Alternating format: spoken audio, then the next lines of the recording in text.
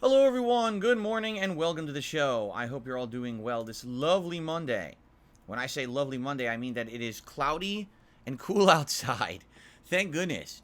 This weekend it was actually like really sunny and warm here in Washington State, which is not what it's supposed to be during the autumn. Today is cloudy and cool, which means today, with the challenging games that I'll be taking on here on stream, I should feel nice and relaxed and cool. I welcome you all here to the show. I hope that you're ready for some chill Halloween vibes today. As you can see, during the month of October, we have all kinds of horror-themed Halloween stuff going on.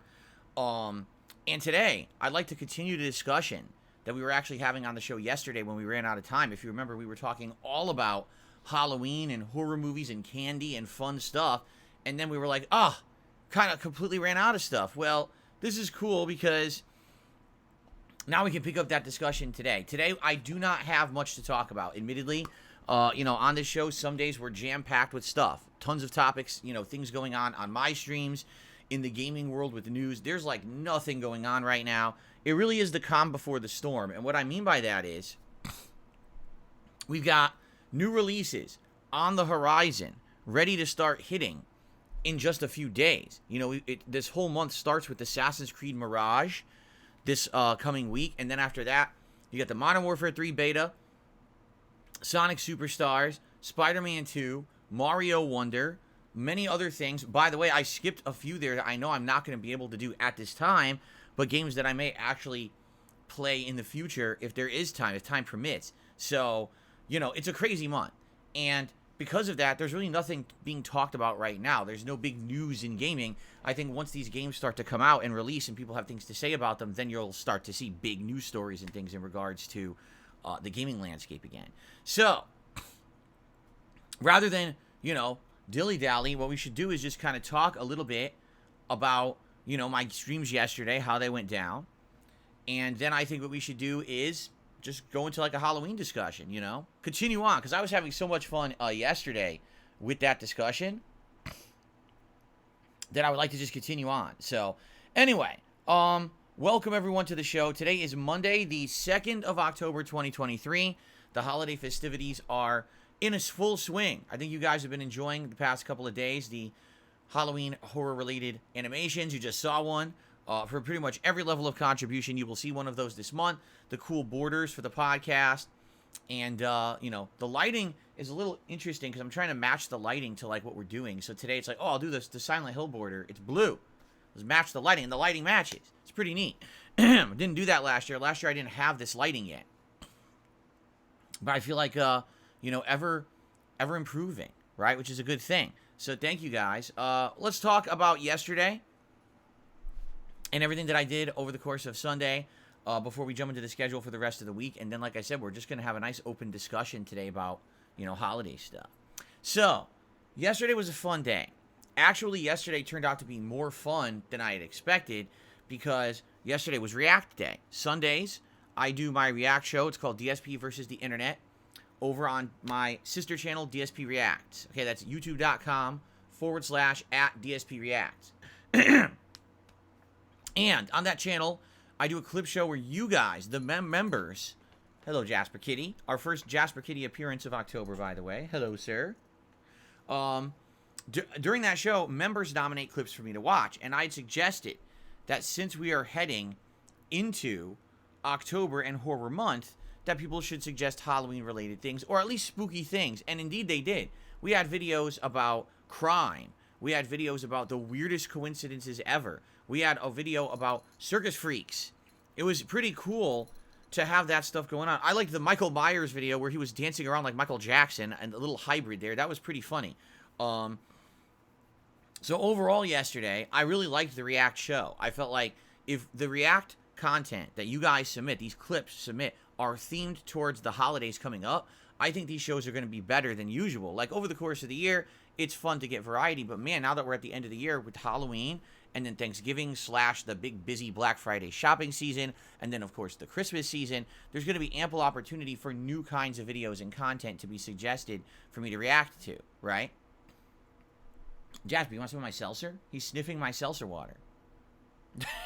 What are you doing? You want seltzer water this morning? You never had seltzer water before.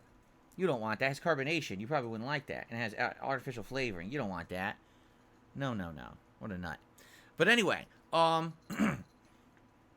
really enjoyed yesterday's React show. Now, if you haven't seen yet, there are 3 parts of the show live already. What I do is I split it up into like half-an-hour segments. So 3 parts are live over on DSP Reacts. 3 more parts will be going live over the course of the week, 1 a day. I do it that way so that way I don't overload the channel with content. I hope you'll give it a look. Give the React channel a look. Maybe subscribe if you're interested and you want to be able to talk during those live streams that I do once a week. Now, if you become a member of that channel, number 1, you get to access that stream in its entirety right now. I leave that stream archived on that channel, so if you're a member, you can watch it right away without having to wait all week to see the parts. In addition, if you're a member, you are the person or persons who submit the videos for the show every week. So it's a pretty awesome thing to get that. I feel like I gotta sneeze. Maybe it's his name is Jasper. Maybe it's Dander. Maybe he needs a. Do you need a brushing? If you're up petting you and all of a sudden I have to sneeze, I feel like I need to give you a brushing. I think maybe you need to get some hair off of you. Yeah, I think so. Anyway, if you become a member of DSP Reacts, you can nominate the videos for that show every week. All right? So please give it a look. And also, there will be more content on that channel tonight, because after my late stream tonight, I will be filming the review of Scream 5, the movie that came out last year. It was the kind of rebooting / continuation of the Scream franchise, excuse me, not Stream franchise. The Scream franchise after it had been gone for over 10 years, all right? So I hope that you will give that review a look later tonight over on DSP Reacts, and I'm actually reviewing, I have a cat hair in my mouth. I'll actually be reviewing 1 horror movie a week this month. It's Scream 5, then Halloween Kills, then Scream 6, then Halloween Ends, and if I have time, I also want to review Dr. Sleep, so I'm going to be watching a lot of horror stuff and telling you my thoughts over the course of October, okay? So that was the first stream yesterday. Then last night on the late shift, it was more Lies of P. And it was a very fun stream because I had to take on a challenging boss. It was the boss of Chapter 8, which, without spoilers, I'll just tell you, it's a green monster, all right? The boss, similar to the Chapter 6 boss, had 2 completely different forms, 2 completely different health bars, and so I had to learn this so well, because in order to beat those bosses, you essentially have to master the first form, so you're barely taking any damage during it, so that you can handle the second form with basically all your heals, right? So it was tough. It took me about an hour to beat this boss, and then we headed into Chapter 9, and Chapter 9 is really interesting, because not only did I get a really cool boss weapon from the fight that is for my build, and I'm really enjoying using, but in Chapter 9, even more interesting things are happening. You return back to a previous location in the game, and all the enemies have mutated and changed for the worse. And I was like, gee, I wonder what the lore is going to be with this change to the enemy types, because I don't want to spoil. But at this point, basically all hell's breaking loose. Every single enemy in the game has become an insane risk. It's nuts. It's getting nutty. And, you know, there's 11 chapters in the game. I'm like, what else could they possibly throw at us by the end of this game? It's funny that we're in Chapter 9 of 11, and the game is still constantly throwing new enemies and new challenges our way, while a lot of the other Soulsborne knockoffs have really failed and just became so repetitive. I mean, I'll be honest, even Elden Ring failed to introduce enough new content in the late game to make it interesting. It got boring in the last third. this game continues to entertain even this far in. So I'm having a great time with it, and I cannot wait for more today. That is the major stream today. So this should be a good time, all right? So it was a great streams yesterday, and everything went well, and support was good. Like, I don't have any complaints whatsoever. But I'm noticing a few things. Number one, I'm seeing some people say some weird stuff. Number one is, oh, so Phil's not summoning in his Lies of P playthrough. What is he trying to do? Prove that he's, like, good at these games or something? Huh? It's kind of a weird attitude to have. Because I would argue that up until Elden Ring, okay, it wasn't even, like, widely accepted to be summoning for bosses in any kind of a Soulsborne game. It was seen as a crutch. Like, if you can't beat the boss legit by yourself, then you summon to get past it, just to get past it and continue on with the game. But that's like a last resort. But I think what's happened is so many people jumped onto the FromSoft style game bandwagon with Elden Ring. And let's be honest, those Ash summons and everything made Elden Ring way easier for a lot of people so that they could continue to play it and eventually beat it. Without those summons, they probably never would have beaten some of the tougher bosses in the game. So it became a crutch for them and a commonplace thing. But while that happened, it almost became mainstream, like, expected that you're now going to summon for every boss. But here's the thing. I've been playing these games since Dark Souls 1. Then I went back and played Demon Souls, right? Like, I've gone back and played all of these numerous times. And admittedly, you know, I sucked at them at first. But over the years, I've gotten better and better at them, right? And now, I find it more entertaining, more fun, challenging, and rewarding to go into a game like Lies of P and play it straight up. I know there's a summoning mechanic. The pool of summons is there right outside of every boss door. I get it. But I would much rather go in there and take on that boss and beat it legit than go with a crutch, you know? Especially because I haven't really run into any boss yet that has been such an unstoppable wall. I mean, the hardest boss so far was King of Puppets. And even that, I mean, it took me 2 hours to beat him. I've taken way longer than that in FromSoft games before. So for me, this is, like, not a big deal. Maybe for some people it is, you know? But for me, it's like, nah, this is normal. And the funny part is, of course, among my hater watchers, who are just complete idiots, they, of course, oh, we love Lies of P because the game is absolutely destroying Phil. And we love seeing him lose a lot. And then we make fun of him. It's like, but what are you talking about? Have you ever watched any other person play a game like this? I'm just curious. Because I have. I've watched many other people play games like this. Okay? In fact, I've watched people of various skill levels play games like this. I've watched newbies. I watch people around my skill level. And even the pros, people who, like, they play these games all the time. They get paid to play these games. They get promotional trips out to advertise the games. They're the known gamers and streamers who play FromSoft stuff, okay? I've watched everyone. For example, there is no one who on their first run is steamrolling Lies of P. No one does that. Literally not a single content creator, streamer, player steamrolls these games. They actually all get their asses beat the first time. And it's on purpose, so that way, it's a legit first-time playthrough. You learn the patterns, you learn how the game plays, right? Now, if you're one of these pro players who, this is your forte, what you do is you take all that experience of getting your ass beat the first run. And then when you do your second run, you say, okay, this is going to be the Dex build run. Okay, this is going to be the level 1 run. Okay, this is going to be the run where I really focus in on just using the arm cannon or whatever, right? Because they went through legit the first time and they learned everything, now they can go through, and yes, the second run, the third run, they start to dominate the game, where now they can really beat it easily. That's the run I never get to, because I don't do that. I'm not, you know, one of those people who goes crazy to that level. I like playing these games once, legit. Maybe, you know, in the future, if you guys ever want me to go back and do a completely different style of run, like, for example, I'm doing a Dex run, but maybe you'd like to see me go back and do a giant weapons run, which I haven't used any giant weapons in the game, and there's some really interesting ones. There's like a giant wrench and a giant charged club, and maybe I could try those out. But I'm not doing that this run. You know, this is just my legit first run. I go Dex, which is technique, they call it in this game, right? And I'm enjoying it. So it's funny because, again, all the things that get thrown my way, the stupid thing. Well, why, what does he think? He's a try-hard, good guy. He's so good at these games because he doesn't summon? No, summoning was never an accepted part of these games until Elden Ring. I'm going to continue to play these games how I always have. I'm not going to change my playstyle and start summoning because people think it's accepted now. Like, I'd rather have the challenge. I find more fun in overcoming a boss legit, head-up fighting, than getting a crutch right away. It doesn't make sense. A lot of people say, oh, you're just going to summon every boss, aren't you? No, I'm not summoning at all.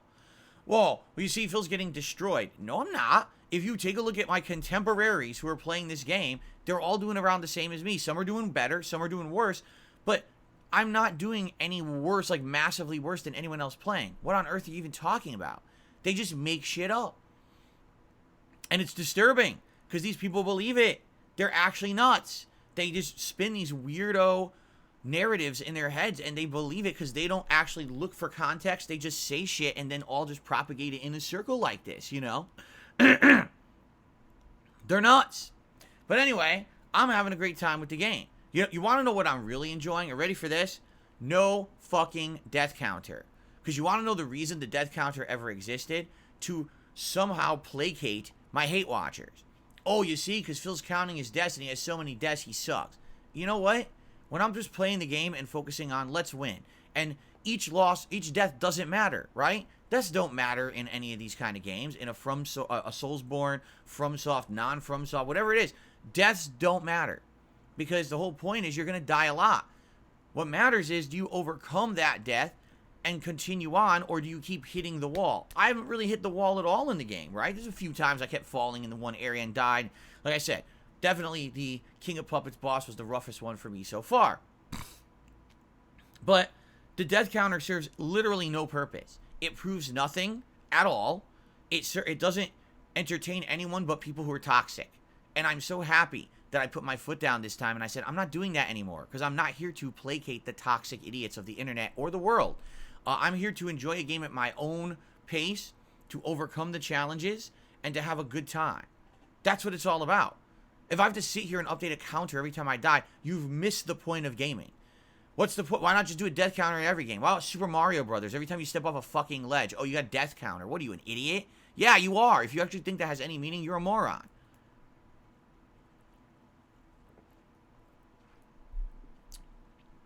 Hilarious. You took 2 hours on a boss. Newsflash, some people took 5 hours on that boss. And they're better than me at the game. So fuck off. I love when idiots say shit like that in my chat. Oh, you took 2 hours. Yeah. Yeah, and so did everyone else. But you're not watching anyone else. All you want to do is sit here and crap on me unfairly. I'm done of the days of the unfair comparisons, the unfair, everything you do sucks. Then compare me to someone else, you piece of shit, because you're too lazy to do it. You're too lazy to go see that I'm actually not horrible at this game. I'm not great, but I'm also not the worst. I'm actually decent. I've gotten better at these games over the years. That's why I enjoy them so much. Don't you think that if I really sucked at this game, I wouldn't be enjoying it? But the fact that I'm able to play an ultra hard game and persevere and learn its mechanics, look at what I'm doing. Compare this game run to like my old Dark Souls runs. I'm learning the parries. I'm learning dodges. I've used multiple different weapons and upgraded them and learned their different skills and trees. I'm using smart upgrading in the P-Organ menu. I'm using all of the elemental things like fire or electricity or extra stun. I'm using all of the elements of the game to my advantage. Things I used to just ignore. One of the biggest criticisms I used to get was Phil just kind of bashes his way through every game. He doesn't really understand the mechanics or take the time to learn it. He just flubs his way through. That's not what I'm doing anymore. Now I'm actually trying to become educated on the games I play and play them at a good level, And I like that. It's more entertaining when you learn all the things that the game has to offer rather than ignoring half of them, right? So I'm happy that I'm doing that. And there's no point to me listening to the nonsense of the white noise morons who don't have a point. They literally don't have a fucking point about anything. Every time that they try to say, well, Phil's wrong, well, why is he wrong? And then they have nothing to say. He's wrong just because he's Darkside Phil. And that's the meme. Well, guess what? Your meme is bunk. You're a moron. Everyone who propagates that meme without being able to justify it is actually a completely idiotic person who's not worth listening to. And I'm not listening to you anymore. So Lies of P has been great for me. I'm not listening to any of the nonsense. There ain't no death counters ever coming back. I'm actually pretty darn good at the game. Not great, but not bad. And I'm doing good, and I'm enjoying it because of that, and I can't wait for more. No, I'm not going to start summoning out of nowhere. Nor am I going to care about these idiots who say, oh, you took 2 hours on a boss. Yeah, and everyone else took more. So what the fuck are you talking about? You're an idiot. All right? Oh, excuse me. So, there you go. But anyway, I had a great time with it yesterday. I really did. Every time I play this game, I'm having a great time. Even when it kicks my butt and I fight a really tough boss, I'm still enjoying the game a lot. So, now let's talk about the schedule for the rest of the week, shall we? Cool. So, today, after this podcast, it's more Lies of P. We are in the middle of Chapter 9. Now, I don't know how long Chapter 9 is, but it's a good chapter. I like the fact that you're returning back to a location from earlier in the game, but the location has completely changed, the enemies have changed, and the lore is evolving. I really like that. And now that I have a new weapon, again, it's refreshing to have a new weapon, a new moveset, and you're doing things a little differently. I feel like if I stuck with one weapon the whole game, I'd be bored by now. But the fact that this game has constantly given you better weapons over the course of the game to try to learn, it's pretty good, right? So, excellent. Can't wait for more. Will we hit a boss? Probably. You know, because we're about an hour into this chapter. Unless this is like an insanely long chapter, I think we'll probably hit a boss today. I don't know how tough the boss is. Oh, I just realized a button is not buttoned on my shirt. Oops. Sorry, I gave you a little bit more than you wanted to see there. But yeah, no, I'm excited for today. I really am. And I hope that you guys will join me for this Lies of P stream. It should be a good one. Now, later tonight on the late stream, 6:45 p.m. Pacific time, is something very interesting.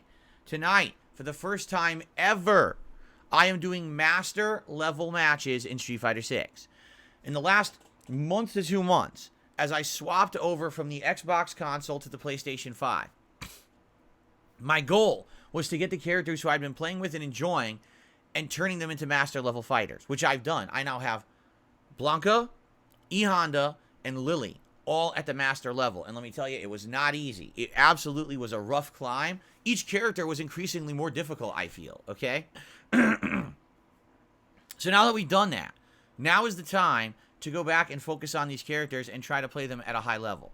So as of tonight, on the late stream, it will be the first ever Master Blanca stream, okay? Now, I've not played with Blanca in over a month. I know I'm going to be rusty. I know my execution is going to be poor, and I'm probably going to lose a lot. Probably the first thing I'll do is play just a couple of casual matches, just to get back into the swing of things with this character and learn how to control him again, and just get that muscle memory back, okay? But then, after that, we're going to go into master ranking, and we're going to see, because the thing is, when you play at master level, you could play anyone. You could play someone at the bottom, you could play someone at the top, you could play someone in the middle. You never know who you're going to get matched with in master. It's all even. So obviously, I'm very curious how this is going to go. I'm not expecting the best, but I'm at least hoping for challenge. Here's the thing. If I lose matches, but they're good matches where someone kicks my butt and I learn something, then it's fine. That's the thing. As long as I'm learning, I don't mind losing. I hate losing when I learn nothing because I have no idea what just happened, or because the connection is bad, or because the execution is bad. I like just, if I get outplayed, I'm totally okay with that, okay? So, that's tonight. I'm excited to see how my first ever master level stream in Street Fighter 6 will go. Join me tonight for that. That's going to be wild, I'm sure, and very different. Tomorrow, Tuesday, we're going to continue on with Resident Evil 4's Separate Ways DLC. I started this back on Saturday. It is the Ada Wong DLC, and we got 3 hours in, and then we ended up on a big boss fight, and I ran out of time. So we're going to continue on from that tomorrow. I don't know how long the DLC is. People said it was like 5 hours, but we're 3 hours in, and we're not even out of Chapter 3 yet. Makes me feel like we're definitely not halfway through. So maybe because I'm a streamer, because I'm interactive, this is going to end up being a much longer playthrough for me than it would have been for most people. I don't know. We'll see what happens, but I'm excited for that tomorrow. So far, it's been fun and entertaining, and I know you guys have liked it too. So I hope that you'll join me for that tomorrow's day stream, okay? Tomorrow night on the late stream, it will be a nice late-night chill session of Starfield. We have finally completed the UC Vanguard mission, and last time around, we did the entirety of Barrett's loyalty mission. What we're going to do tomorrow night is we're going to talk to Sam Coe, who has literally been standing around Constellation the entire time, waiting for me to talk to him and start up his quest line. For what I'm to understand, his quest line is part of Constellation, but also becomes its own quest line as well later on, like his own companion quest line. I like Barrett, but I'm tired of having him. I want to have a new companion, so I think Sam Coe should be my new companion now. So that should be good, and I'm excited for that, to see where it goes. Remember, Starfield is my late night chill stream. It is fun, it is relaxing, it's an opportunity for us to have a lot of conversation outside of this podcast, and that's why I really like it, unlike Street Fighter or Lies of P or this new Resident Evil DLC, which is so challenging. I got to be concentrating at every moment. With that game, I can really sit back and relax and have a good time with you guys, okay? Then on Wednesday, it'll be more Lies of P paired with yet another late-night master stream of Street Fighter. I'm not sure what it'll be, but likely, if I have a good time with Blanca tonight, I'll probably want more Blanca on Wednesday night, is what I'm thinking. As for Lies of P, again, I don't know how much longer I have in the game. We're in Chapter 9, and apparently the game has 11 chapters. For what I'm being told, Chapter 10 is quite short, but Chapter 11 is really, really long and challenging. So maybe we'll beat Lies of P this week. Maybe we won't. And that's okay if we don't. If we don't beat the Separate Ways DLC on Tuesday, if we don't beat Lies of P this week, that's all okay. All right? The one major release coming out next week is Assassin's Creed Mirage. Yes, we'll be playing that. But there actually are no giant big games coming out until like the middle to second half of October. So we'd still have like an entire week to week and a half to really focus in and finish up all these playthroughs. And that's a good thing. So I'm excited. I hope you guys are too. All right, good stuff coming up this week for sure. I'm not here on Thursday. When I come back on Friday, that's when we're going to do the premiere of Assassin's Creed Mirage, and that'll be paired with Friday Night Fights. And then we'll probably balance Assassin's Creed Mirage with other games over the week and finishing up the games that need to be finished that are kind of lingering. All right? Cool. Now, I see people asking ridiculous questions. Well, what about Aki in Street Fighter 6? I already explained I'm done with her. I played her 2 days. I couldn't really get the hang of her. I'm done with her. We're going to go back to the characters I'm good with. What about Cyberpunk? What about Cyberpunk? I told you guys years ago I'm never going back to Cyberpunk. So just because you come on my stream and you ask me every day, what about Cyberpunk? I'm going to give you the same answer. No, I'm not playing Cyberpunk ever again. Okay? All right.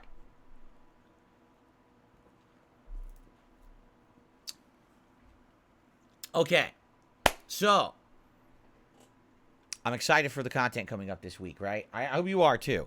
All right. Outside of that, as I told you guys, there's really nothing else going on in the realm of news or anything like that. So what I would like to do is very briefly just do a plug segment. Then we're going to do a little bit of a shout out because I have one contribution to shout out. And then what I'd like to do is open discussion. You guys can tag me and ask me whatever you want.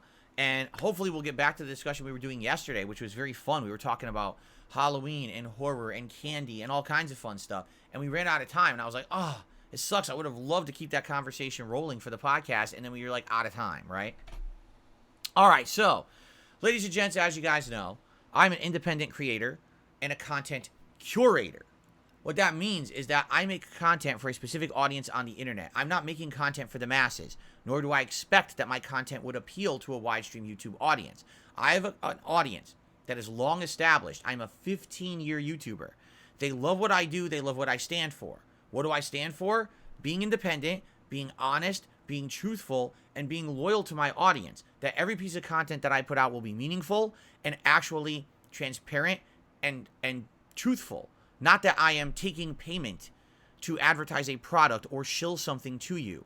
That I'm going to say something is good because I'm getting paid for it. Or on the flip side of that, that I'm going to artificially say that something is much worse than it really is for clickbait, views, and attention. I do none of that stuff. I have very limited amounts of commercialization and advertisement in my content. On a live stream like today, at most, I'll take one ad break. And let me tell you, YouTube wants me to take tons of ad breaks. They want to automate this stream so that every 20 minutes, 5 minutes of ads run. I turn all that off. Why? Because I want my content to have meaning to you. And if you're bombarded with advertisements and paid shilling, you will never get any kind of true meaning out of my content. See? Now, I've been around for 15 years for one reason. You. Because you have all been supporting me through this journey. For me to be something different. I am really lucky to be able to still be true to who I am and what I stand for, being a content curator, because a lot of other people over the years had to change. They had to sell out. They had to completely commercialize their content. They play games only because they make a buck doing it. They have giant product placements in their content because that's how they have to get by. For me, I don't have to do that because of you. Thank you for allowing me to be different and to be true to myself. Because if I had to be a paid shill all day long, I probably would hate what I do for a living. And I'm glad that I don't answer to anyone, and instead I can just be honest and transparent and truthful with my audience. If you like this content because of that, and you want to see this content continue, please support the stream in one of the following ways. The easiest and most instantly, not challenging way to do that is by engaging with the content. Whether that means you give a like to this live stream today because you're really enjoying yourself. Whether that means you like a video that you're watching on demand because you like it. Maybe that means you're talking with me on a stream or leaving a comment on a video. As simple as that stuff sounds and as fast as it is to do, it helps the channel. And you'd be surprised how many people don't do it because they don't think about it. They don't think, oh wow, a like or a comment on this video will help Phil. A like or talking with Phil on this stream will actually help. If you did that and all the content I did, I would actually have way more priority on YouTube to be found. But it's not something people think about all the time, nor is it something that I bring up all the time. So I want to bring it up at least once a day on this podcast. Please engage with the content. It helps a lot, all right? Now, if you'd like to go above and beyond and you'd like to contribute in some way other than just engagement, there's many ways you can do so. You can do a super chat or a super sticker during a live stream, or if a video is eligible, you can leave a super thanks on a video. These are ways for you to get noticed either in the chat of the stream or in the comments of the video. I'll actually highlight your comment and like it and say thank you personally if you leave a super thanks on a video, and I'll give you a live shout out during a stream if you do a contribution like that during a stream. If you become a member of the channel or gift memberships to the channel, this helps a ton. Members get so many benefits, including emotes, unlimited access to the chat, meaning you don't have to abide by slow mode rules on a live stream, a cool chat crown badge to show how long you've been a supporter, and you'll get special priority for events. Right now, we've got a Halloween event coming up on October 31st, and people are nominating games for me to play during that event. If you're a member, you get to nominate twice, once in the open thread and once in the members only thread, and members specifically will be selecting multiple games for this event. So, awesome privileges if you become a member. If you'd like to help out the community at large, maybe you just like the vibe in here and you're like, I'd like to help everybody out. If you give some memberships to the channel, it helps everyone. And I'm sure people would appreciate getting some gifted memberships. So consider doing that today as well. Thank you. Now, the final way you can contribute, and in some ways the biggest and best one, is by tipping me. Why is tipping so important? When you tip me on a stream, or if you're watching an on-demand video, there's a link in each video, you can do it then too. That's a direct contribution to my PayPal. And there's multiple reasons why the tips are so good. Number one, I get it immediately. I can put a tip towards something important literally right now that I need to put it towards. Number two, those tips have less of a percentage taken out of them than any other contribution. So it's great no matter how you contribute, but yeah, tips actually are a little bit better. And the thing is, especially with this month coming up, I've got probably 5 to 6 games that I've got to buy outright. I've got to get subscription services. Like I'm thinking about getting Ubisoft Plus to get Assassin's Creed Mirage rather than buying that game outright. With all this cost coming up, tips help tremendously right now. And so I've laid out some goals for, in general, what I'd like to be hitting for growth on the channel. First of all, I've been trying to maintain 650 members. It hasn't happened. We keep getting it and then losing it and then getting it and then losing it. So earlier this week we had it, and I said, oh, then the members goal for this week should be 675. And now we've dipped down to only 628. And it's like, well, what can you do? Members gained, members expired. There's nothing you can do about that. I would like to hit 640 members if possible by the end of today. That would be tremendous if we could do that. So think about becoming a member or maybe gifting some memberships to the channel. Now, tips. My goal is very simple. I want to hit the tier 1 tips goal every stream this week. Okay? Day stream, night stream, I want to hit that every stream. If we have a stream where we go above that, that's superb, and that helps out overall for that day. So then there's not that much of a concern if I don't hit it, say, on the other stream that day. But that would help a ton right now. That's, helps me to buy everything, pay bills, go grocery shopping, everything I need to do. That's what the tips is really there for, all right? So please consider contributing in one way or another. Now, I just got a question in the chat. Did I ever consider selling merch, signing merch, doing things like that? Can't do anything with merch. Years ago, I used to have a merch store. It lasted almost 5 years. Never had a problem with it. All of a sudden, one day it gets shut down. When I ask why, the business ghosts me. Come to find out, this was about 2.5 years ago, my hate watchers banded together and in a concerted effort started sending dozens to hundreds of complaints to every company that I was dealing with, basically telling them that I was an awful person. They started sending out of context clips from things I did over 10 years ago on YouTube, saying that I was a racist, a sexist, a bigot, a horrible person, and I didn't deserve to be part of their company and they shouldn't associate with me. And a lot of companies actually cut ties with me without ever telling me why. They didn't even have the balls to say, here's what's going on. I only found this out because someone who actually works at Twitch told me. They whistle blew. They contacted me and showed me the evidence. And I was like, wow, now I know why I'm not in the partner program, right? But it's kind of messed up that all these companies over the years have changed. They knew who I was. They know my past and that I've changed for the better, but instead they want to punish me for things I did 10, 15 years ago as if I just did it yesterday, right? Like there's no way that a human could ever grow or improve over time. I get punished for it. So anyway, since then, 2.5 years ago, I essentially have not had the opportunity to make merch. Because anytime that they're oh, should I do it? Well, what's the point? Any one of these companies could easily just, again, be mass bombarded by my haters and be told that I'm a bad person. And they're so moronic, they'll just believe it. You know what I mean? And it's like, well, obviously that's not worth anyone's time then. Correct? Now, I've been asking over the past year. Now I think would be a good time to maybe get back into it because I've rebranded. I no longer have the old stigmas and things associated with me that I used to. I'm a different person. I've completely changed all those things around. So now people can't try to make those associations. Like, tell me one thing I've done in the last 2 years that has anything to do with what you're talking about, right? But now I ask around, hey, do you guys know of a merchandise company that would be able to make merch and not basically bend over when people complain about stuff I did 10, 15 years ago? And no one could tell me anything. There was one merch company that was recommended. I contacted them. I actually sent them a email. And I said, here's the deal. Here's who I am. Here's the level of popularity I have. I have fans that want merch. But, this is what happened. I have this hater group following me around on the internet. And no matter where I go or what I do, they just keep trying to ruin opportunities for me. Would you be willing to look into this and or should I make an account on your site or whatever? They just ghosted me and never responded. So that's what I mean. That's the problem. I need to find a business that's not going to just kind of puss out because a bunch of my haters come and send them whiny emails. You know what I mean? I don't know if it exists. In the modern era of cancel culture, right? I don't know if it exists at all. It's sad because what have I actually done to deserve that kind of treatment? I was with Teespring, which is now Spring, for almost 5 years. They reached out to me. They designed merchandise for me. They were making shirts and things for me because they wanted me on their site. They had personal designers working with me and they made 2 or 3 of my early shirts and everything. They knew who I was. They knew my history. They were okay with it.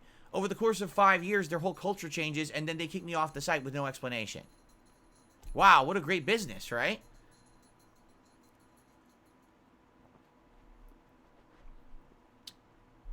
Anyway, if anyone has recommendations of merchandise companies who'd be willing to work with me who aren't morons, I'd love to hear it. Please send it my way. But outside, I haven't really gotten any good suggestions. Like I said, I'm not going to waste everyone's time making art, or having people submit art, designing products on a site just to have it shut down within a couple days because of my haters. So I'm not going to bother with that, all right?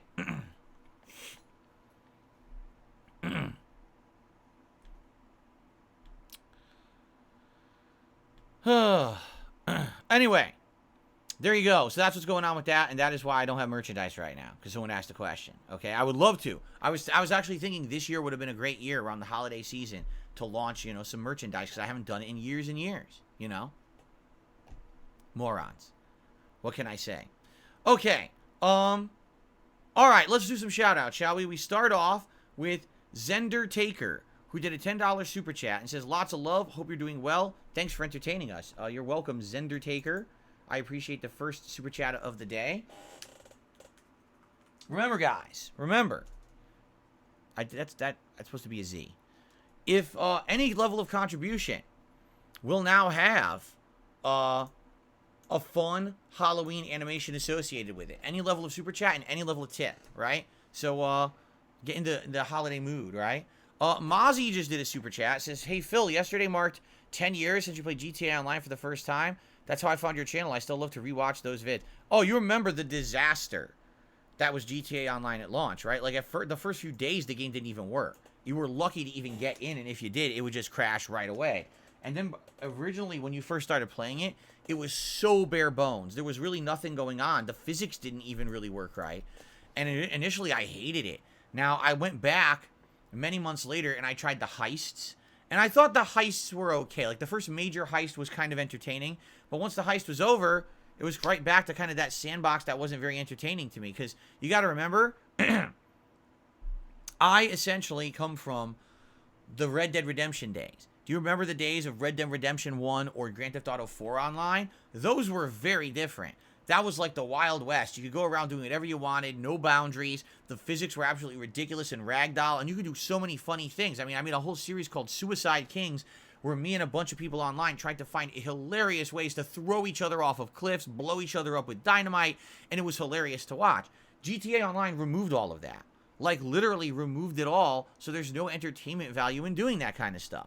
So because of that, I didn't really like it, and I never went back to it either. You know, I think I played it 3 times. At launch, heists, and one other time down the road, and that was it. You know, a lot of people absolutely love GTA Online. It became a part of their online presence and culture, and it became this viral thing and made the billions of dollars for Rockstar. Good for you. I just was never part of that. So, but I'm glad to hear you still enjoy watching those early flop videos of how bad that thing was at launch, because it was quite bad. Thank you, Mozzie, for the super chat. Okay, I received my first tip of the day. $2 from an anonymous tipper. I want to thank you for the free content you create. I will always support in a small or big way when I can. Have a good one. You're welcome. Thank you so much. I really appreciate that. And that's the thing, too. I want you to understand something. I want this content to be free. I don't want this content to be paywalled. I don't want this content to be hidden behind 400 ads. Did I tell you guys about the other night when I was on Twitch? So the other night was the release night of Aki in Street Fighter 6. And I wanted to see that night when she came out some early tech. So I went on Twitch, because that's where all the big FGC streamers stream for some reason. Don't ask me why. That's where they all want to stream. So I go over there, all right? And I shit you not, I would click on a stream, watch one match, that's like 3 minutes, immediately an ad break. And the ad break was, I'm not kidding you, 10 advertisements, each ad running 30 seconds. So I watched one 3-minute match, and then I had to watch 3 minutes of advertisements to get back to the stream. Then, after watching for about another 10 minutes, there was another 3 to 5 minute ad break. And this was not the streamer doing it, because the streamer was fucking playing. The streamer had no control over it. This was Twitch running the ads. Can you imagine? How could you fucking watch a stream like that? It drove me nuts. I was like, are you kidding me? I can't watch that crap. You know, that's terrible. And again, you can't blame the streamers. They're not even controlling it. It's Twitch doing it. That's what I mean. Like, I don't want my content to become constant nonsense. I want you to come here for the content. Because when you come here, you're having a good time. You feel like you're, you know, some social interaction with me. We're enjoying a game together. You get entertainment out of that. It's about meaning. Actually getting something positive out of being here today. Now, I went to the stream and I was trying to learn something about the game Phil's playing. But man, all I learned about was how, you know, they're selling these slippers on fucking Amazon. And, you know, these new diapers for my fucking baby. And, you know, like, what the fuck? I can't even watch. That is more ads than a TV show. I couldn't believe how much was running. I was like, what the fuck is going on over there? So I'm glad I'm gone. Seriously, I am so glad I'm gone from that site. If they're forcing the streamers over there to run that much commercialization shit, oh my God, I couldn't stand for that. So, and again, what I'm telling you guys is that basically here on YouTube, they're trying to go that way too. I know they are. They're trying to get YouTube to auto-run ads. I'm going to resist as long as I can. As long as you guys keep supporting the streams the way you have, I don't have to go that route. That's crazy. I don't never want to. But they may change it for the worse, and you might have to. I don't know what else to say. If they change it and force my hand, and I can't control the ads, then there's nothing much I can do. But I will do as much as I can. You know, I feel that through the super chats you guys do and the paid memberships you guys are doing, YouTube's making money on me. You know what I mean? They're making money on my streams and videos, so they have no place to really be complaining here. It'd be one thing if I was just streaming and there was no commercialization at all, you know, no monetization, and YouTube made nothing on me. They're making money on me every one. So I don't think they really have the right to be sitting here and complaining.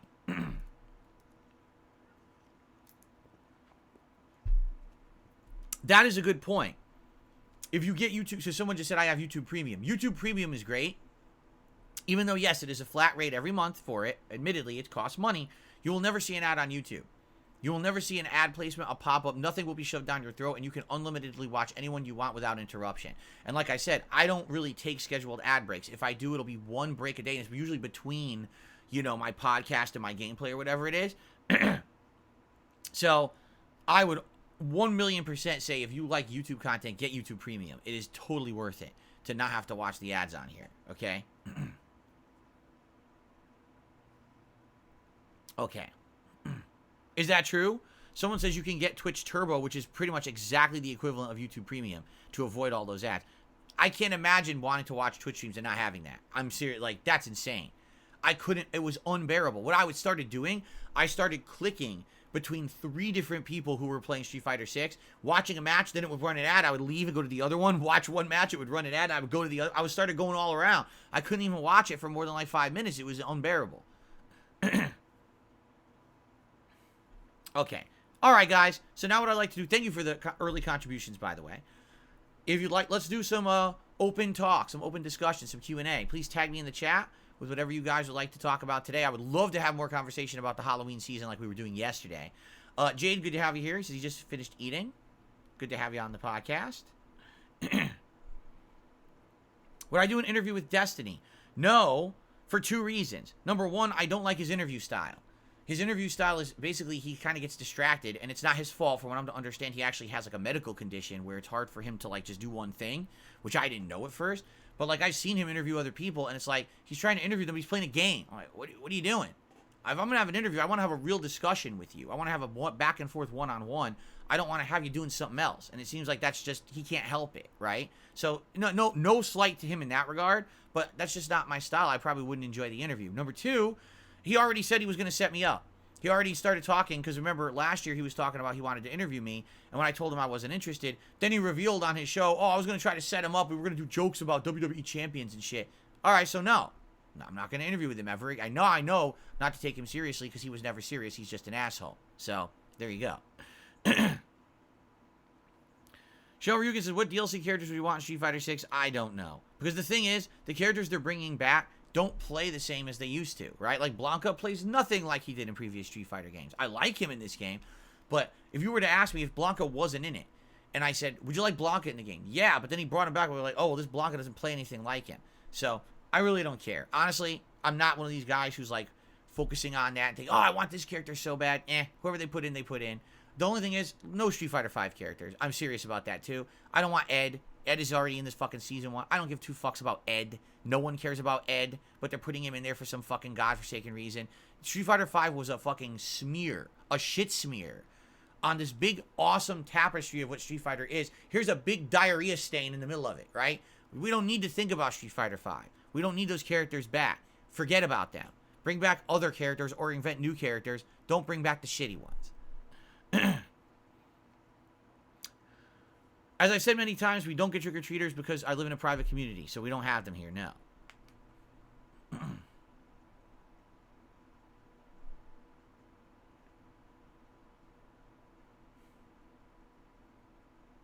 What's up, Juan? What's up, who else was that? I scrolled off the screen. I missed it.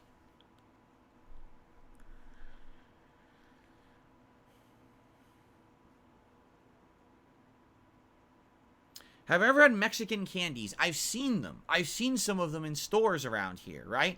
Those chewy things. I forget what they're called. I never had one, though. I've heard that they're tasty, but the thing is, like, I like chocolate. So I'm not into that kind of, like, fruity candy or anything. But I've seen some of those before. Am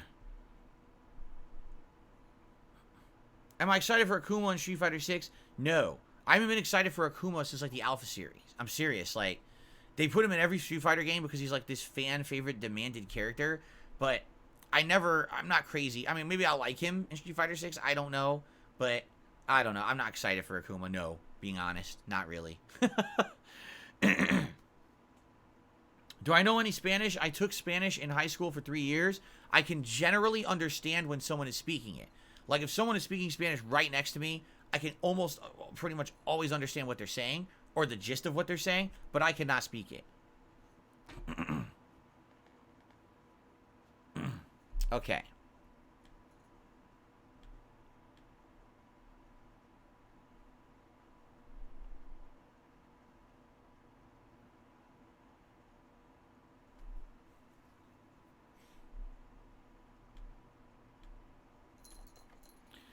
What's my favorite kind of chocolate? I don't have one. That's the thing. There's so many kinds of chocolate. I love milk chocolate. I love dark chocolate. I love chocolate that has other flavors in it, like hazelnut. I love chocolate with nougat. I love chocolate with caramel. I love chocolate with peanut butter. I love chocolate with pretzels. I love it all. The one thing I don't like that much is white chocolate. I don't dislike it, but I'm not crazy for it. White chocolate is way too sweet in my opinion. But traditional chocolates I like more.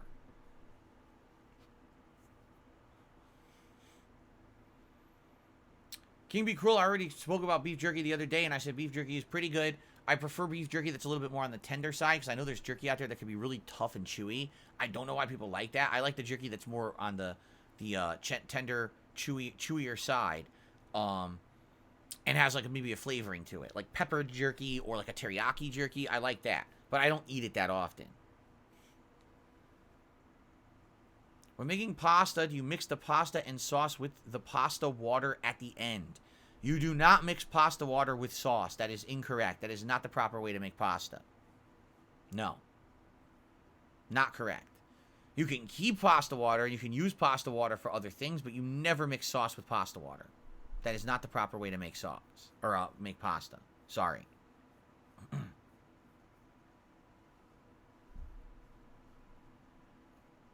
Why would you want to water down your sauce? Is the question, right? Why are you watering down your sauce? Well, when I make my own sauce, I use real tomatoes, okay? And when I'm using the tomatoes that are San Marzano tomatoes, I use some water to rinse out the cans to get all the chunks of tomato out of the can, and that's the water that adds to my sauce. But you're not, like, why are you, think of it this way. Why are you boiling pasta water? Like, if you're making sauce, marinara sauce, you make that by itself. You're not making that with pasta. The pasta is something you do after, and you add the sauce to it. Why would you even have pasta water when you're making a pot of sauce? That doesn't even make sense. Unless you're saying something different and I'm misunderstanding you.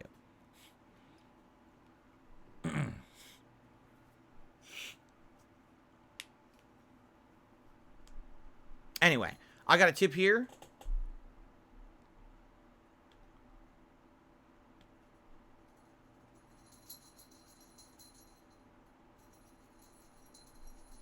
I got a $1.50 tip. Someone says, I think there is a way to balance placement and content. Might be the creators I watch. I don't mind a 2-minute ad in an hour-long video, if it means the person doesn't have to worry about being screwed over by YouTube. Oh, that's like everything. Moderation is balance, correct? There is definitely a moderate way to do advertisement properly.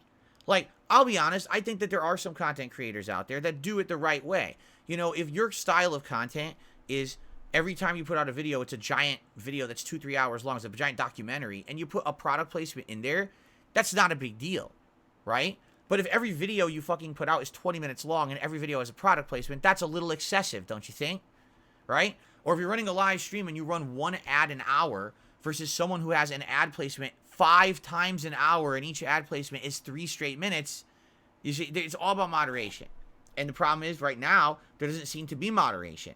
What all these sites want to do is automate it so you don't even think about it, and they're just constantly running ads on your stuff. Now, that might work if you're big enough. You know what I'm saying? If you're a giant creator and there's just this feeling of, oh, I'm so special because I'm on some big streamer's stream, then maybe you don't care about the fact that your audience is bombarded with your ads, right? But someone who's small time, someone who actually wants to resonate with their audience and make meaningful content would probably be concerned that they're being bombarded with so much crap. I definitely am. I don't want you guys having that much crap. Okay. King Be Cruel's thoughts on Olive Garden? Yeah, it's absolutely disgusting. What's going on, Captain DCW?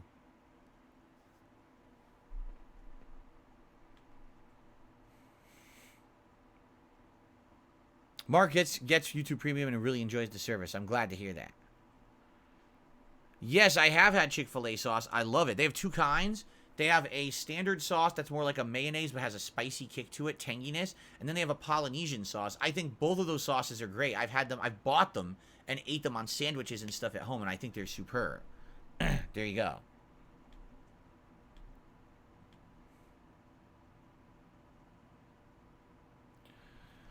Lady Charisma says, what was my go-to movie candy? Mine was Bunch of Crunch, which is a crunch bar in a ball form. I know all about Bunch of Crunch. It's delicious. Let's see. When I was younger, I really liked M&M's, Reese's Pieces, or Raisinets. Then as I got older, I started liking Junior Mints, or, like you said, Bunch of Crunch. That was actually one of my go-tos as well. Was there ever anything else? Oh, and Milk Duds. At one point, I really liked Milk Duds for some reason. I say for some reason because I think they're kind of hard and they're not that great, but I loved them for some reason for a while. So that would have been it. Those are the things that I always ate at the movies back in the day. There you go.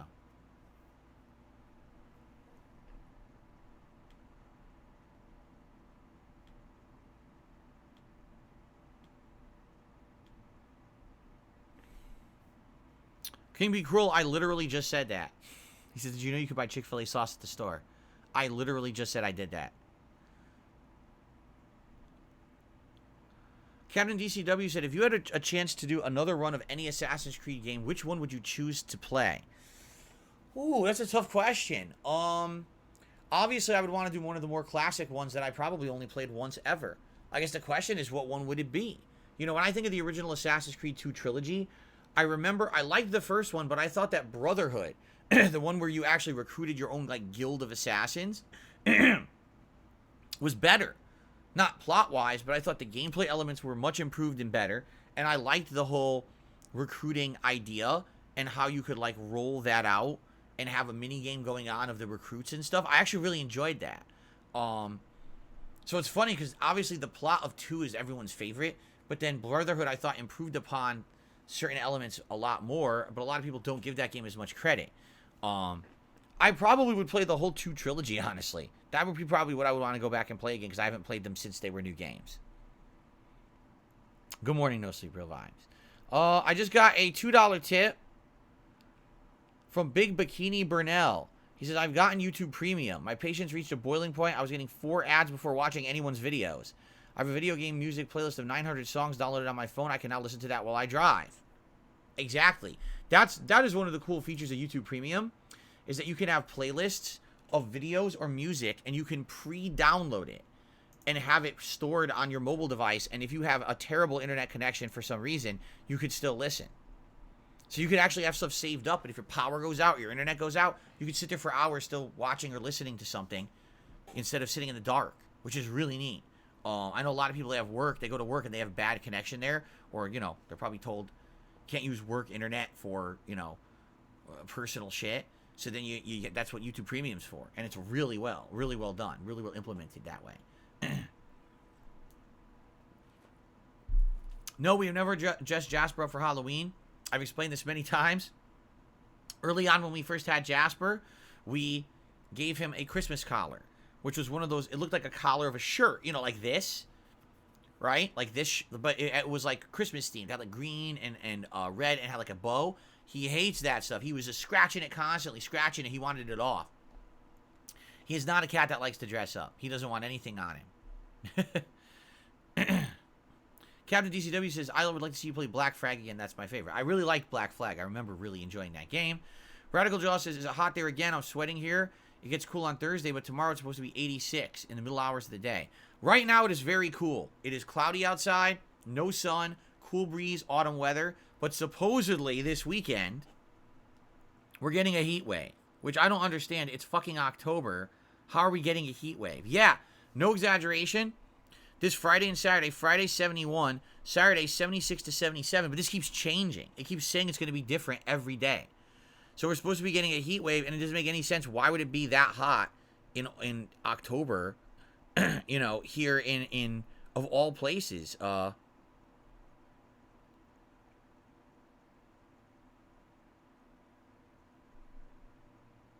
Hold on.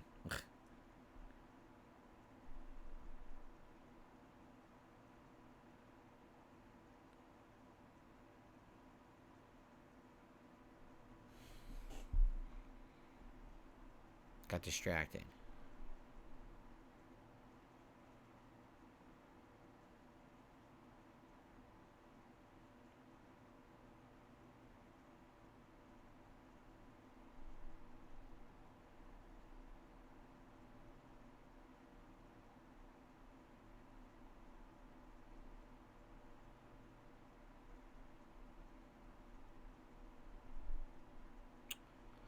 Can't type for shit on a phone.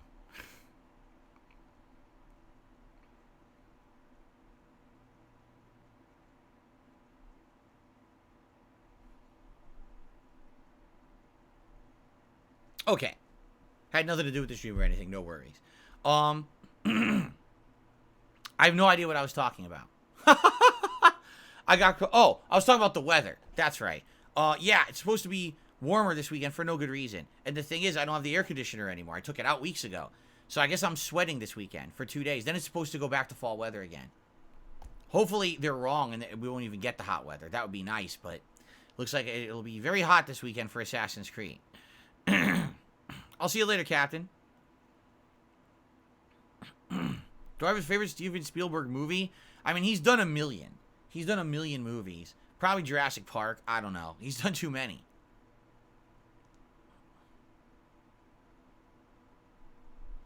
Never played Assassin's Creed Rogue. That was the one that I skipped. If you remember, every single year back in the day, Ubisoft was coming out with an Assassin's Creed game. Every year. It was annual. All right? And what was happening was the quality of the games kept degrading every year, but they kept pumping out one anyway. Then with the launch of the PS4, they announced that they were going to have two. And everyone was like, what? So they were going to do Assassin's Creed, was it Liberation? And that was going to be a PS4 exclusive. But then they were going to have Assassin's Creed Rogue, and that was going to be for the last gen that was now outdated. Come to find out, I bought Liberation because that was the new one everyone wanted to see. It was a piece of shit. Not per se the game itself, but it ran awfully on the PS4, had tons of issues, bugs. It was just not a good game. Assassin's Creed Rogue was a much better game that no one played because it came out on the gen before and no one cared about it. So, over the years, they sold and resold it, they repackaged it, they HD upgraded it, but I never played it. So maybe one day I would play it, but I have not gotten around to it. No, I have not seen Glengarry Glen Ross. Have I seen everyone's suggestions for a Halloween video game? I'm approving all of them. Any post you see on those threads, I've already looked at and approved. It looks like there's a ton of variety being suggested. Like, a ridiculous amount. I think the game that's most suggested right now is Texas Chainsaw Massacre. I'm not surprised. It's a Game Pass game. It's a game that came out last month, and a lot of people were interested in seeing me try, and I didn't do it. So it kind of makes sense that I would try that for Halloween, and likely that one will end up making it in there. Outside of that, it looks like the nominations are all over the place. So I couldn't even tell you what looks like it'll end up getting played during that event at this point. But we're early in. It's one day. Remember, guys, the nominations are open. Right now, in the chat, you can type !Halloween, and the command will come up. Has the command been coming up automatically? It's supposed to come up about every 15 minutes in the chat. So hopefully it is popping up, and you guys are seeing the link for it. I'm checking here. Has it popped up automatically at all?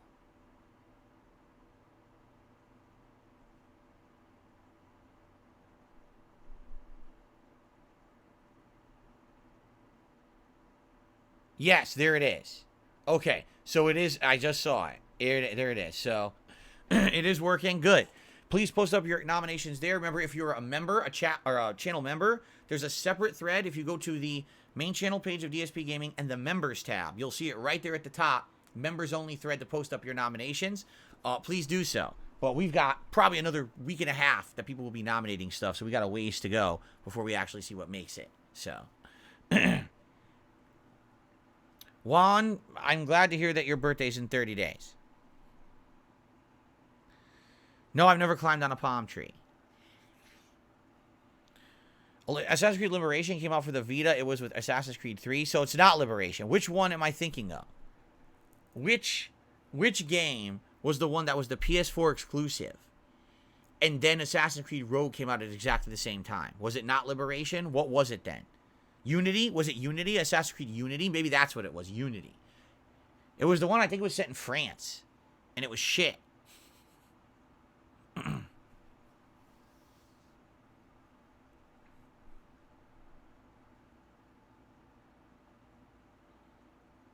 It was Unity. Okay, so I got the names wrong. It happens. I'm human. And I have a bad memory. And I'm old. And I stink. Oh, I didn't mean to say that last one. Sorry about that.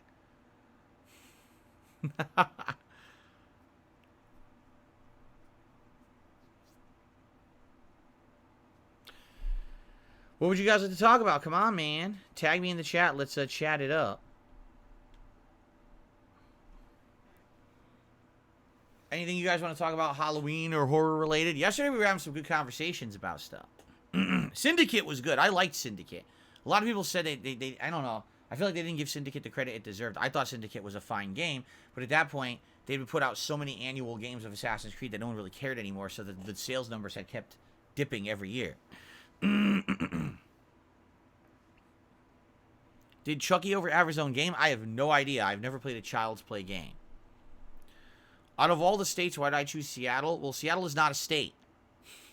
With Dr. Oink. It's a city in the state of Washington. I chose Washington for many reasons. Number one, the moderate climate. Number two, because they don't have a state income tax. Number three, because my aunt had lived out here many, many years of her life and had always spoken very favorably about living out here, while a lot of people had always talked negatively about being out here. She said it was actually quite the opposite, that it was a misconception, that living out here was very positive for many different reasons. Personally, everything kind of clicked when I started looking for houses. You know, I was able to move into a place in a private community, which is very important to me, you know, for my family's safety, especially with the amount of harassment that we get. To be safe like this is nice. The fact that out here, this is basically some of the newest infrastructure in the entire United States, meaning Washington was one of the later states to be founded and developed. So that means a lot of the stuff out here is not outdated. You know, I could drive on a road and it doesn't go like this in my car. In Connecticut, it is. In Connecticut, where I came from, one of the earliest states, everything's destroyed. All the infrastructure is old, outdated. The roads are falling apart. Everything sucks ass. Out here, everything's relatively feels new. Out here, it's actually way less crowded than where I came from. I came from a state that was everywhere I went, any direction, insane amounts of people. You want to drive through town, it's going to take you a half an hour to get 3 blocks.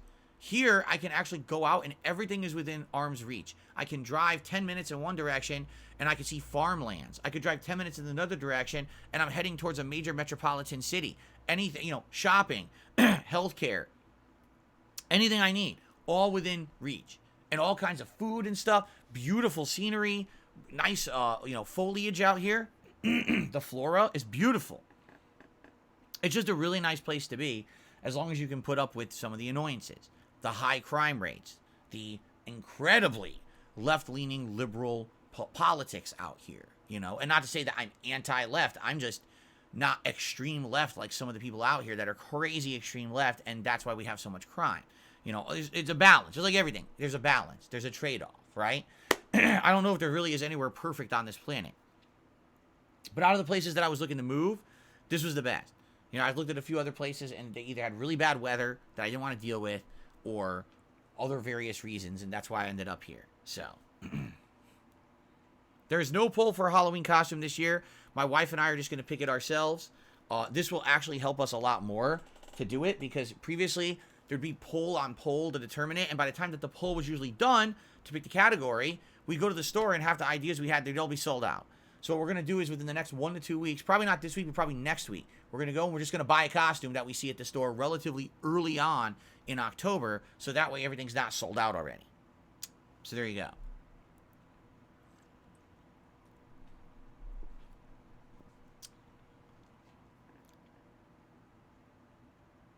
go. King B. Cruel says, are you still interested in the present time story of Assassin's Creed? Valhalla ended with Desmond and Layla, representing Adam and Eve looking for a way to save the planet. Do you think anyone has any idea what the fuck that is? I get, because the thing is, doesn't that story only take place in the DLCs? How many fucking people bought the DLC? You know what I mean? I didn't buy the DLCs. So I don't know anything about that. Yeah, that's ridiculous. So Desmond is still alive. Sure he is. Right? I don't think anyone gives two shits about that, quite frankly. I think they ruined it. They really ruined their own plot lines by over-exacerbating them, drawing them out way too long over insane amounts of games, and then hiding them behind DLC paywalls. No one would even know about that. I didn't know about that.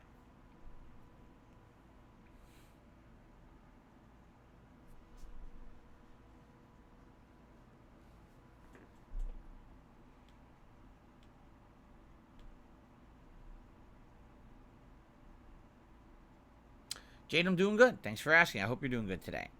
I don't know anything about Elon Musk being a gamer, nor do I give a fuck about Elon Musk.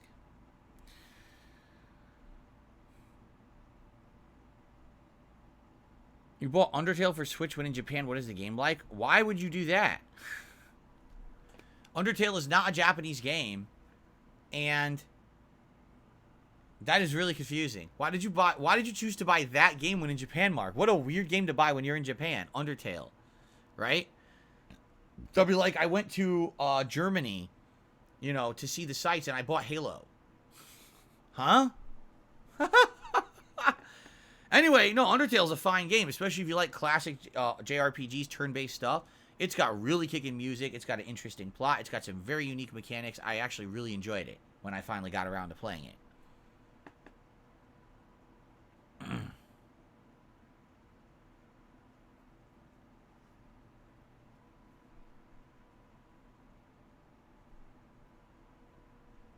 Lady Christmas, I missed the modern story of Assassin's Creed 1 to 3. The semi-meta stuff that modern AC does is kind of lame.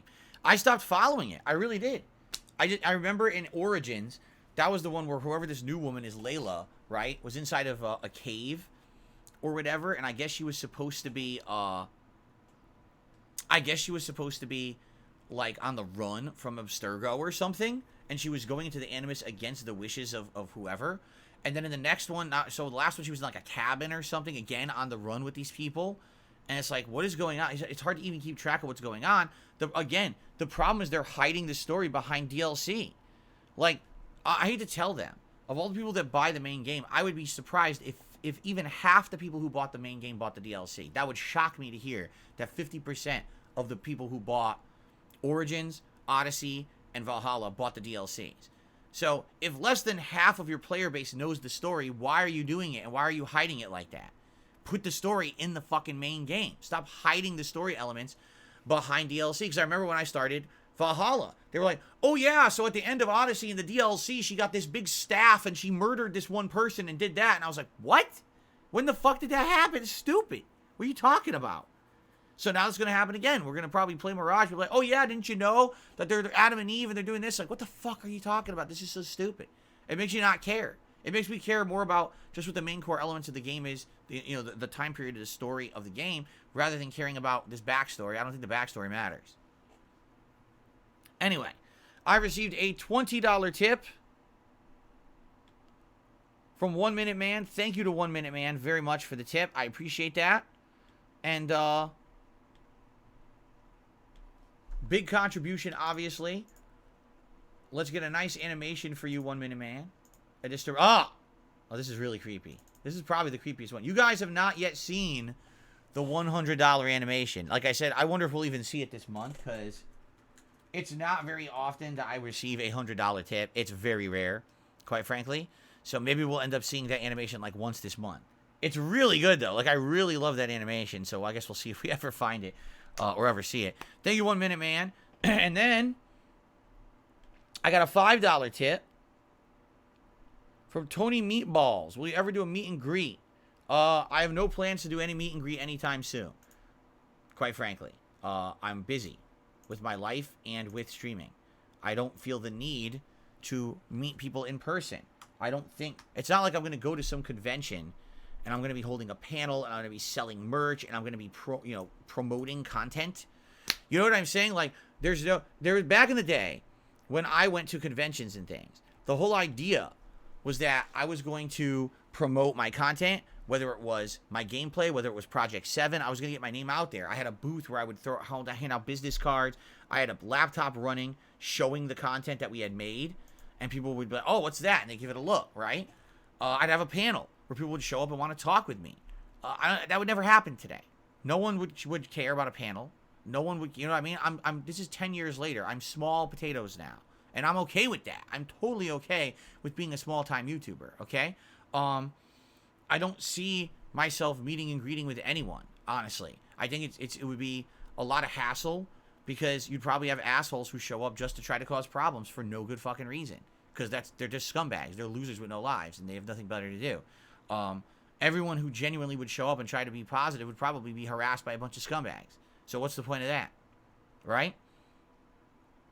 So, I don't know. Maybe one day. I don't foresee it anytime soon.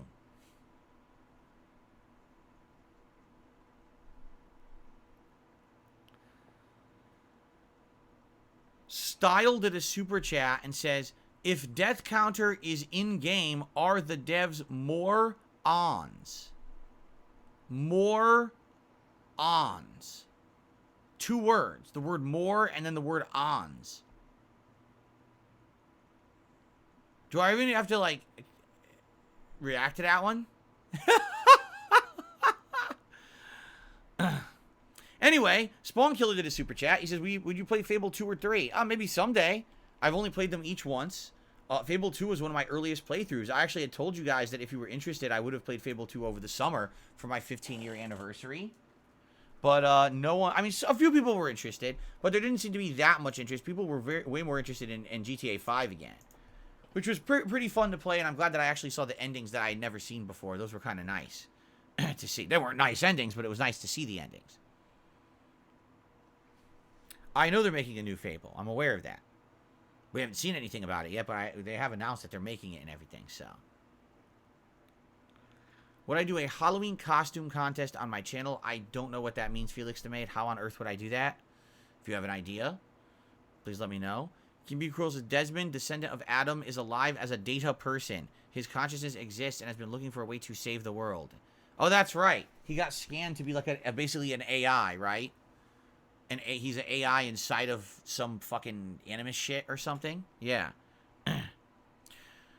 Paper Mario 1000 Year Door will get released for Switch. I 100% am playing it. 1,000,000%. I owned that game on GameCube back in the day. I played it like 10, 20 hours and loved it and never finished it. I want to play that game with you guys. I think that would be great. Do I think Silent Hill 3 is the best in the franchise? No. Layla, the Descendant of Eve, is the key, as said at the end of Assassin's Creed 2, to help Desmond save the world. Desmond only postponed it. GTA 6 has been leaked to have a battle pass like Fortnite. Wow. We know nothing about the game, but we know it has a battle pass like Fortnite. That's fascinating. I'm sure that's true. No, I'm never playing Kingdom Come Deliverance. The game stinks. My wife tried to play it a year or two ago, and I watched her play it, and it was not good. It was a very, very bad. It starts off interesting, and then it gets really bad real fast. Okay.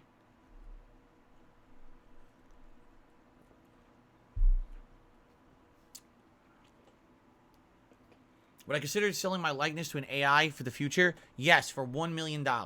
I'm not just kidding. $1 million is like nothing in the scheme of things, honestly. So, no. Style did another super chat to insult me. He says, it's a censored word in super chats, you prick. But he spelled prick, P-R-I-K. Style, could you do me a favor? Could you send me many more super chats to insult me? Because it's really smart of you to pay me. I appreciate that very much. Please continue to pay me. I love this. I mean, you couldn't make it up. Please, by all means, as long as you back it with some kind of, support and funding, go for it. Keep going. King Be Cruel says, basically the story is now Kingdom Heart level of confusion. You need to play all the games, read the books, and play comics, and read the comics to understand it. Yeah, it's stupid. No, there's no such thing as a chargeback. I keep telling people this. It's nonsensical. You cannot charge back a transaction on YouTube. Once a transaction goes through on YouTube, whether it's a super chat or a membership or any of that, you can't charge it back. It says right in the terms and conditions, legally, there's no way to charge it back. You could try, but that would be between you and your financial institution or whatever. I still get it. Everyone still gets it. Any transaction like that goes through YouTube is guaranteed 100%. It's safe. So, yeah, I know it's silly because some people think that. Who was it? that came on here like a month or two ago. Fucking Travis from Side Scrollers. And he kept tossing me super chats. And I was like, dude, by all means, keep doing it. He goes, I'm just going to charge it back. I said, you're an idiot. You can't do that. I'm getting it anyway. So you're paying me and you can't take it back. Duh? Yeah, duh. You can't. This has always been like that. Do I think Kojima's the best game director alive? I have no idea. In reality, I'm not well educated enough on the game direction, job and or practice to really make those kind of distinctions. I'm sorry.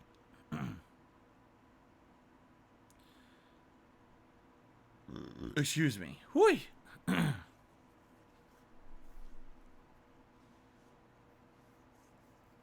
Jade says, I ready lop? What does that mean, Jade?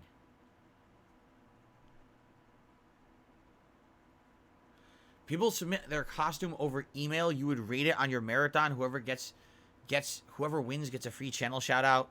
No. I can't just be accepting random files and shit willy-nilly like that. Sorry. Too much of a liability. Good to have you here, Cracker Jacks. How are you today? Can I play Forza? I am playing Forza. I've already announced this. I'm getting Forza Motorsport. It's actually preloaded on my Xbox. I'm going to try it. If it sucks or I don't like it, I'm not going to keep playing it. But I'm going to at least give it a shot and see what it is when it comes out. I want to at least, I feel like it's a Game Pass game. It's going to have a little bit of hype behind it. I don't know much about it, but it's a Game Pass game. I don't have to buy it, so I might as well at least boot it and try it. And if I don't like it and it's boring, then we'll never play it again, and that's okay. But I am going to try it. Oh, he's ready for Lies of P. LOP. Lock. Got it. You guys know better than me. It's funny. You guys figured it out, and I didn't even figure it out. Thank you, Jane. So you're ready for Lies of P. Me too. I think Chapter 9 so far has been really good. And, this game, again, this game has not slowed down. The game has stayed at a solid, entertaining, challenging pace the entirety of the game and hasn't disappointed. So I'm really enjoying it. Can't wait for more today. Exactly. Sunday says, it is sim racing. It could be boring to watch. You're right. So I say give it a shot. At least once boot it, play it. And if it's great, keep playing it. And if it sucks, don't play it. It's fine. Right?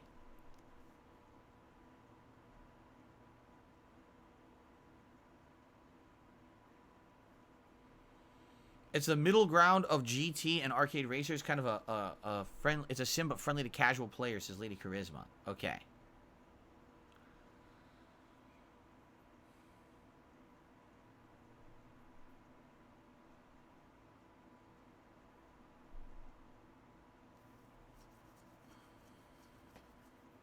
No, I do not watch football. How would I rate Armored Core 6 from 1 to 10? Man, I don't know. I don't know how do you rate a game when it's the only game in that style of game you've ever played? That's a tough call. Because I really have no frame of reference to compare it to others. Like, are there other mech games out there that are prominent that I could say, oh, well, was Armored Core better or worse than that? It's literally the only one I've ever played. I can tell you this, I really liked it. I thought it was a fine game. The story was interesting. The gameplay elements were sound. The constant upgrading of the mech was fun. The graphics were quite good. The controls held up. Like, I really don't have many complaints about the game. There's maybe one or two. But it was a pretty darn good game, in my opinion. So it's actually hard for me to say it was, any major problems. The problem really is I can't compare it to anything else to fairly judge it. And I do feel like I'd be doing it a disservice, right? Let me just put it this way. I feel that it may make my top 10 games of the year, but we'll see. Someone just says, oh, the story was good, named 5 characters. I don't know their names. I can tell you there was the woman who, Carla, who was the head of the rebels, or the mercenary group. There was your handler, whose name I forgot, but he was the one who always told you the different jobs to do. There was the ethereal force of the red shit in the atmosphere that actually was alive that you didn't know, and that was what was powering everything, right? And that was the woman who talked to you the whole game.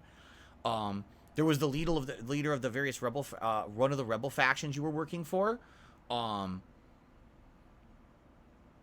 what was the guy? The wolf guy. He was the other mercenary guy who was your teammate for most of the game, but then at the end you have to have a big epic boss fight against him because you made the choice to destroy the coral, and he didn't like that because he was a defender of the coral, right? So I don't know their names, but I know the characters. You know, I don't memorize the names of each character, especially in a new franchise like that.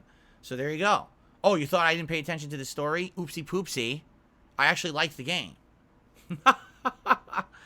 Thank you, Spawn Killer, for another $10 super chat. I'm ready for Ghost of Tsushima sequel already. It's probably my favorite game of all time. Wow. Yeah, don't worry. I would say there's definitely going to be a sequel. I can't imagine why they would not be making a sequel. The first one did so well. But you know what? They're probably going to take their time with it. They're not going to rush it out, right? They're probably going to make it a well-designed game, so it's probably years out. Oh, yeah, Mech Warrior. Mech Warrior would be a similar franchise, but they haven't had a new game in ages either, I'm being told. Okay.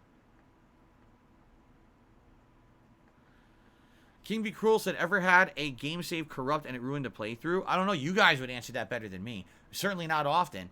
In the 15 years I've been a YouTuber, I couldn't even name maybe a singular time that stands out. But I'm sure it's happened at some point.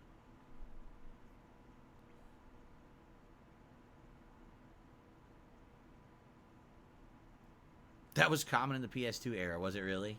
Ugh. That sucks. I love the Suikoden series. I cannot wait for the Suikoden collection to come out next year. It was supposed to come out this year, but they delayed it till next year. I'm fine with that. 1 and 2 are superb games. Like, super duper good. And I cannot wait to play them with better graphics and music and everything. It's going to be very fun. No, I never played Cool Spot for the Genesis. What's for dinner? I don't know. My wife makes dinner. I don't even know what she's making today. I think we have options. I think today we can either do a tortellini soup, or we can do like a pasta salad with maybe some hot dogs or something. I don't even know what she's making. So, it's up to her. 8-Pool Look, I reviewed Halloween 2018, and you can see that review on my React channel, DSP Reacts. I recommend you go check it out if you want my opinion on that. I don't see the need to reiterate it when I just did a full review of it less than a week ago. In BS2, I had my save corrupt and lost about an hour of progress. What is BS2? BS? Like bullshit 2?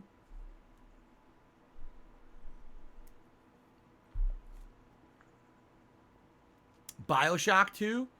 No, the save did not corrupt. That is incorrect. That game did not autosave properly.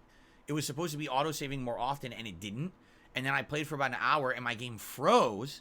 And when I went back to load the previous save, it was way before. There was no save corruption. It was just a freezing of the game, and the game wasn't saving enough. So then I started doing manual saves after that. I've never eaten the green ketchup for Halloween. I know it exists, but I've never tried it. Okay. Guys, great podcast. Thank you for the early support as well. I think it's time to adjourn and get set up for Lives of P. I want to say thank you all. Excuse me. Thank you all as usual for the chill, fun, and the interactive nature of the show. On days like today when there's not a lot to talk about news-wise, I always enjoy having open discussion with you, and we may have more shows like this moving forward this week, quite frankly, because I don't foresee there being a lot of major news until like later on this week. So I'm open to that. Again, thank you all for relaxing and chilling and having a good time. The fall gaming season is here. We're enjoying all these new releases. I hope you are enjoying them as much as I am. And can't wait. But in the meantime, happy Halloween.